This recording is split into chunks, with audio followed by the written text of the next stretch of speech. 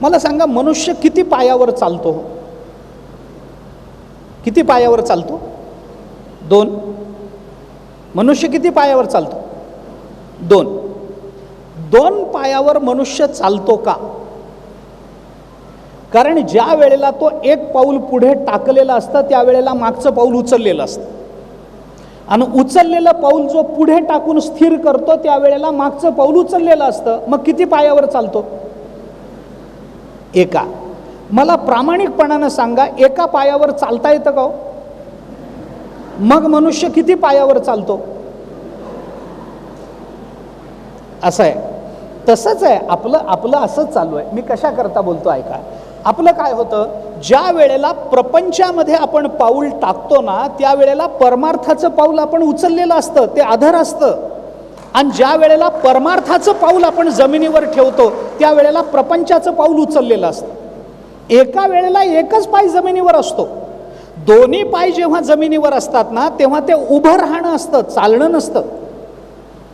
दोन्ही पाय, मग दोन्ही पाय उचला आणि चाला. चालता येईल? चालता येईल का? शक्य आहे का? असं होत नाही. आम्हाला प्रपंचही करायचा आहे, आम्हाला परमार्थही करायचा आहे, दोन्ही एका वेळेला होत नाही. मग त्याच्याकरता काय आहे जीवनामध्ये? त्याच्या कल्याणाकरता साधन काय आहे? प्रपंच द्या सोडून. काहीतरी सांगता, प्रवचनाला बोलावलं म्हणून काही बोलता काय? द्या सोडून म्हणजे असं कसा प्रपंच सोडता येईल? वर्षानुवर्ष आम्ही करत आलोय ना, आता सोडून द्या म्हणता. मग परमार्थ द्या सोडून, असं कसं म्हणता? परमार्थ, ज्ञानेश्वरी सोडायची, हातातली गाथा सोडायचा, अभंग सोडायचे म्हणजे काय चेष्टा? अरे याच्यापेक्षा मेलेलं बरं. दोन्ही सोडा तेही शक्य नाही, दोन्ही धरा तेही शक्य नाही, दोन्हीपैकी एक सोडा तेही शक्य नाही. काय करता? काय आमच्या कल्याणाची व्यवस्था? काय केलं पाहिजे आम्ही? दोन्ही करता येत नाही. आम्हाला दोन्ही पाहिजे, प्रपंचही पाहिजे, परमार्थही पाहिजे. थोडं थोडं जसं जमेल तसं थोडं पाहिजे. प्रपंच सोडा म्हणजे सुटत नाही. सुटत नाही का सोडता येत नाही का सोडायचा नाही?